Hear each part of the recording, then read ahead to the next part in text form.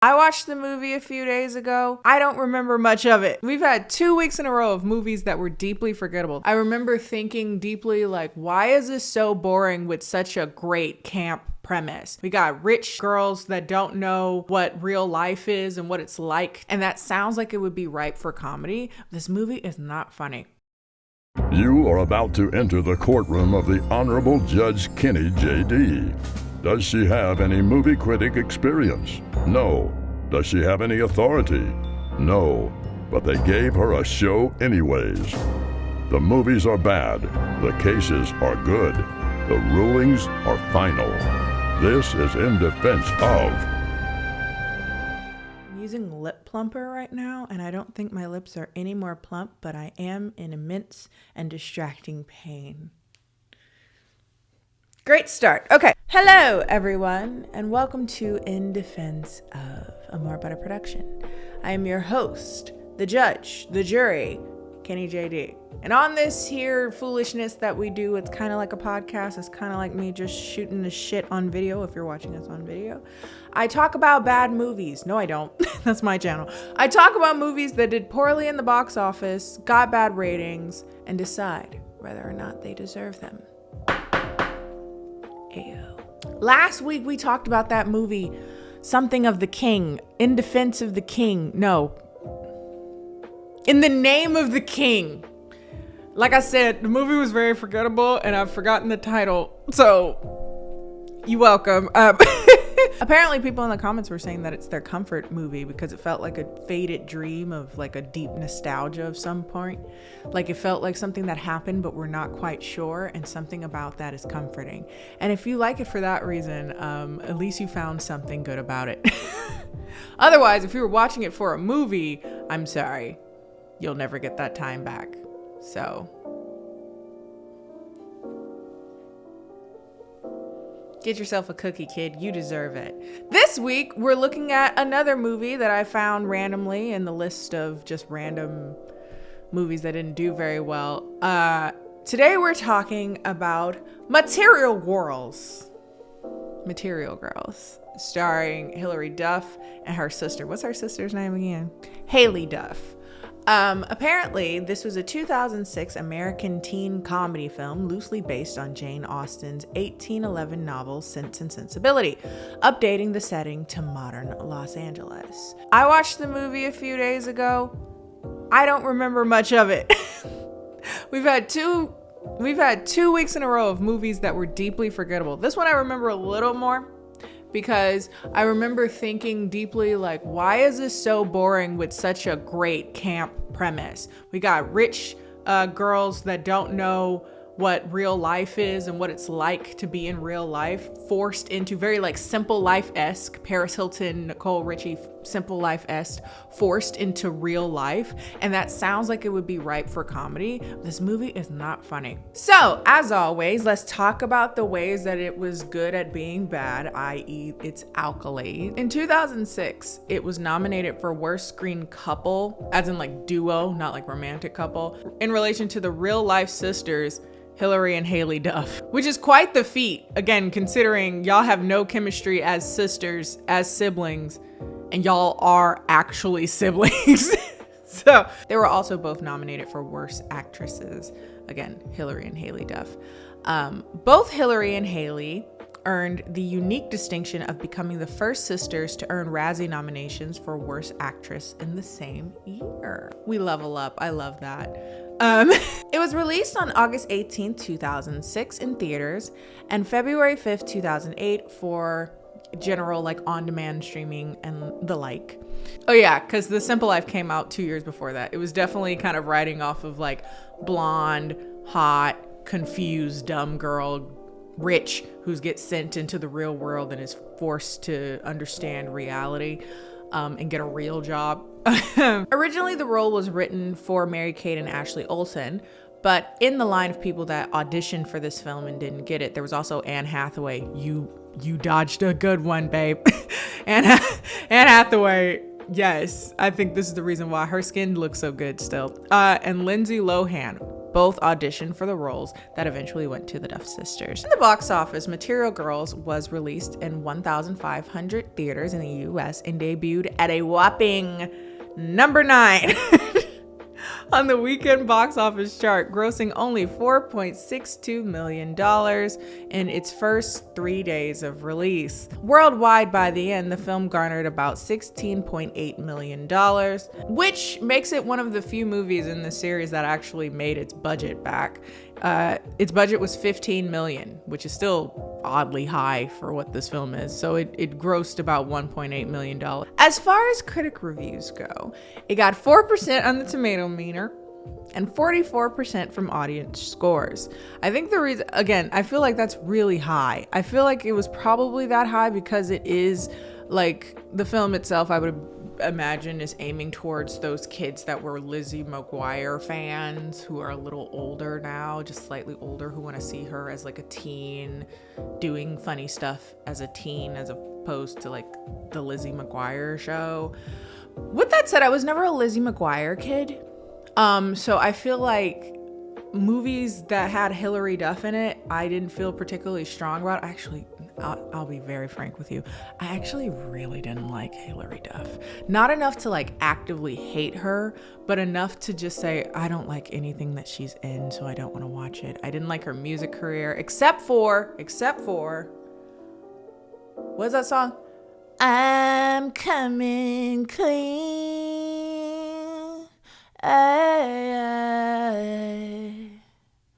Let's go back. And the rain's falling. Back to the beginning. Back to when the earth, the sun, the stars all align. 'Cause perfect doesn't feel so perfect. Trying to fit a square into a circle was no lie. I defy.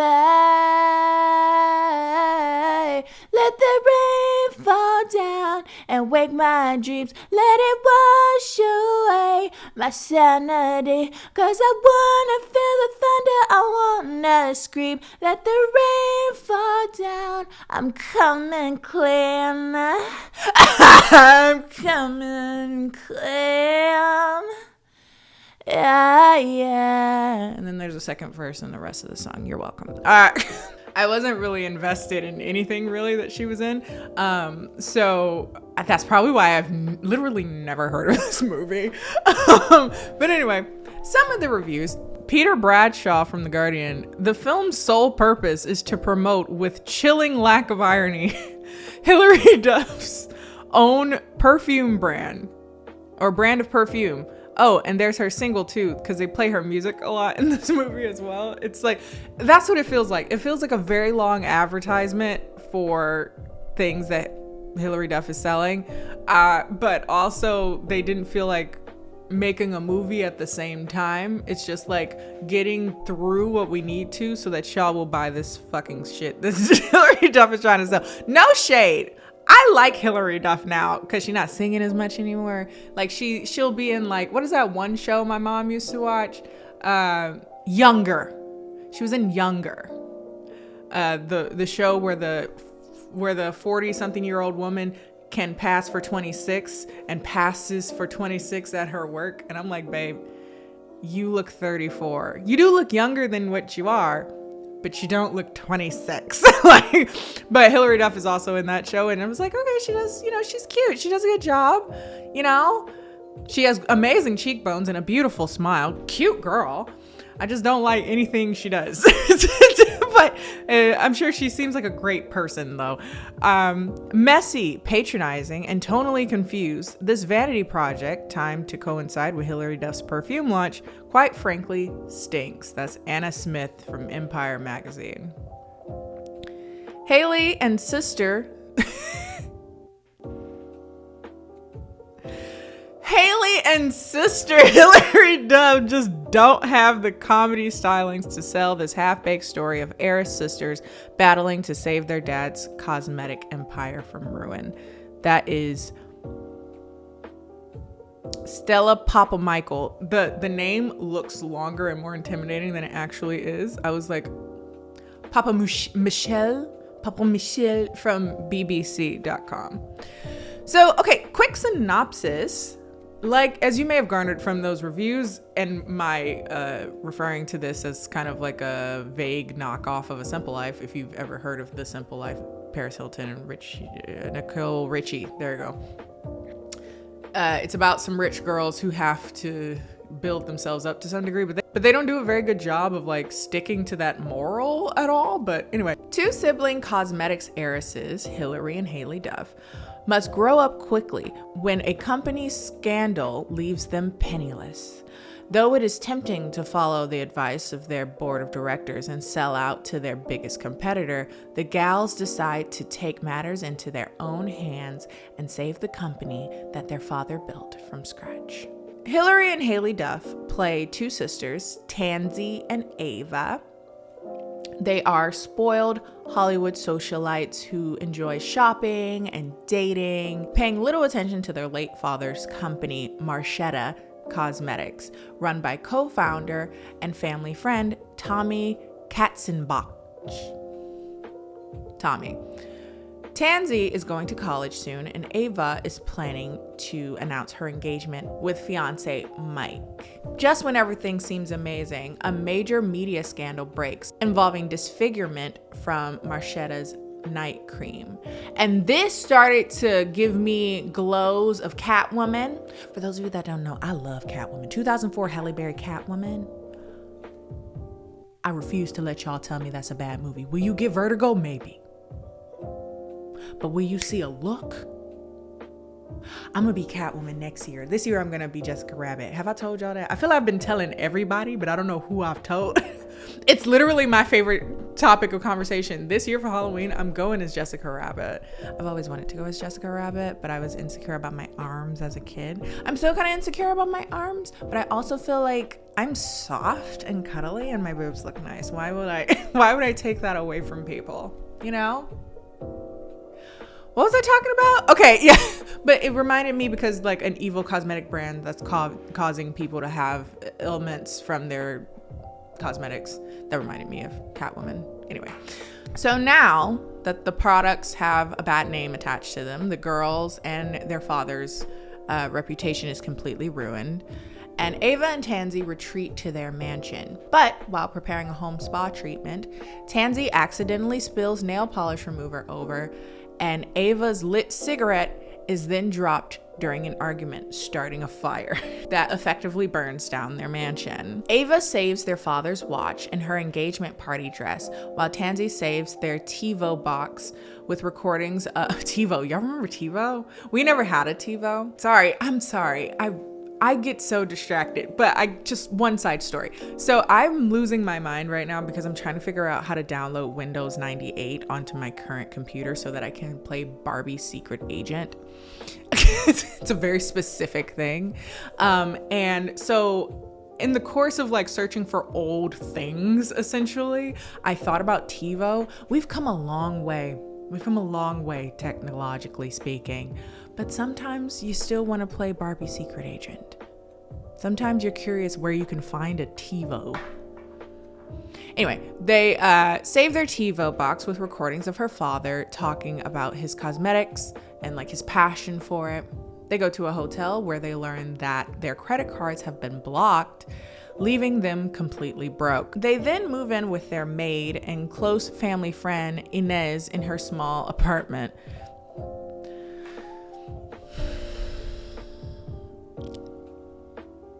Okay. It's like, it feels racially charged. Anyway, we'll say the only funny part of this movie is that once they get to her house, they end up getting their car stolen because they thought they were valets. The next morning, Ava and Tansy, without their car, take a bus and then walk the rest of the way to Ava's engagement party. They are refused entry, their friends ignore them, and they realize they were only liked for their money. All I'm gonna say is this: if you've ever met a person who has either always been rich or always been deeply attractive, those are the most boring motherfuckers you've ever met in your life, because they never had to try. They never had to build a personality. They just buy one and look hot. So if you ever like actually talk to them, they're boring as fuck. They've never put any effort into anything. I like people who are a little bit ugly because they knew that they had to get a personality too. Have you ever talked to a blindingly beautiful man? Nothing. Just nothing. Dead between the eyes. Any very, very beautiful man, and if he's always been very, very beautiful his entire life, he's always been pretty and perceived as conventionally attractive. And God forbid if he has money too, he ain't got no personality. None. And if he has a personality, it's because he's a narcissist, babe. People don't want to hear me say it, but it's just, I've observed. I was talking with my friend about being judgmental, because as a Capricorn, sometimes I get called judgmental. And it's not because I'm judgmental, it's because I've observed. Yes, I'm judgy as fuck because I've made a judgment. They gave me a gavel. Duh. Ava also gets dumped by her fiance because her fiance's agent calls her to dump her. Instead of calling her directly, he told his agent to call her and say we're over because you're now a liability to his career. Tommy plans to persuade the board of directors to sell Margetta Cosmetics to arch rival Fabiella for $60 million or $30 million each. The girls have 30 days until the stockholders meeting when the deal will be made official. This deal would mean that they would return to their extravagant lifestyles, but they are depressed over their father's legacy being destroyed. Bitch, what? He is dead. He is dead. You are their legacy. That's a weak setup for denying $30 million a person. Weak setup, but okay. After Tansy's love interest and the company's lab technician, Rick, helps them evade the press outside, Ava and Tansy decide to become private investigators and approach free legal clinic lawyer Henry for help. He agrees after initially refusing as they are not underprivileged. Which is true. You have the option to get $30 million. Okay. Determined to restore their father's reputation, the sisters are determined to uncover the truth. While watching the news, Tansy recognized a woman who accused Margetta of leaving her disfigured as a woman who was in an eczema documentary on KLAE. Calais. Tansy goes to the Calais offices dressed provocatively and flirts with the receptionist, who allows her access to the file room. She manages to obtain the woman's address before being arrested and put in jail for fraud and trespassing. Ava pawns her father's Rolex, her most treasured possession, to pay Tansy's bail money after Henry helps her realize that family is more important than material things. Material girl. The woman who lied about being disfigured by the cosmetics who just had eczema says that Margetta paid for her cosmetic surgery for the supposed damage caused by Margetta Everdew night cream. However, Ava and Tansy learn from their neighbor that she lied as she was born with a skin ailment. The girls meet with the board of directors and successfully clear the Margetta name, revealing that Tommy, their father's best friend and trustee of the company, was behind the scandal, as he had helped fabricate testimonials and used money taken from the sisters' personal bank accounts. Tommy is promptly fired by Ava. 6 months later, the girls are running the company with Ava as the new CEO and Tansy studying while working as a chemist. Ava is now in a relationship with Henry and Tansy is now with Rick. And that's the end of the movie. Final thoughts. This movie is incredibly dry. It's incredibly boring. It's shockingly uninteresting for the campy subject matter. And I gotta say, I've said in this series, I am not a person that dislikes something because it's inherently hyper feminine. Quite the opposite. I tend to like things that are kind of allowed to be and thrive in this kind of what would be considered silly and well, this is comedy. Like I said, I love Catwoman. One of my favorite parts of Catwoman is that it is so hyper feminine. I love Heathers. What are other like super campy female driven movies? Josie and the Pussycats was cute. Like it was cute. Like I liked the movie. Like I like feminine things. and unabashedly feminine things. But this movie brings no joy to me. This movie is boring. That's what it is. I'm just sitting here like, how do you take something that is so fundamentally funny? Fyre Fest. You know? People rich and privileged and entitled being forced to live in camps and eat cheese sandwiches. That is something poetically funny about that, okay? And you took this and you somehow made this not at all funny at all. Also, it doesn't really articulate much of its actual purpose, which is like making them realize that there's more to life than money. Because they didn't really do that in this movie. It was just them clawing their way up to their rightful place, so to speak, of being rich heiresses. So I didn't really care. In my opinion, the sisters don't even have good chemistry on screen, which is odd when they're, again, actually related. And it was just like, not at all a joyful experience, and I wouldn't recommend watching it on purpose. So this movie's guilty. It's bad. It deserved everything it got. And maybe if you were like a fan, particularly of Hilary Duff during this time period, you would enjoy it more, maybe have more nostalgia. And if you do, you should put that down in the comment section. I'm curious, what are your experiences, if you have any experiences with this movie? Because though my rulings are final, that doesn't mean I don't want to hear anything from you guys in regards to the verdict. Did you love this movie as a kid? I'm curious. Maybe you did. Or as an adult, did you love this movie? But yes, if you enjoyed this, feel free to follow us on More Butter. Follow us over on Spotify if you're listening to us in audio format. If you want to find me other places, I'm KennieJD everywhere. Instagram, Twitter, YouTube. All of those are KennieJD. And I will see you guys next time. Don't forget to butter your popcorn every time.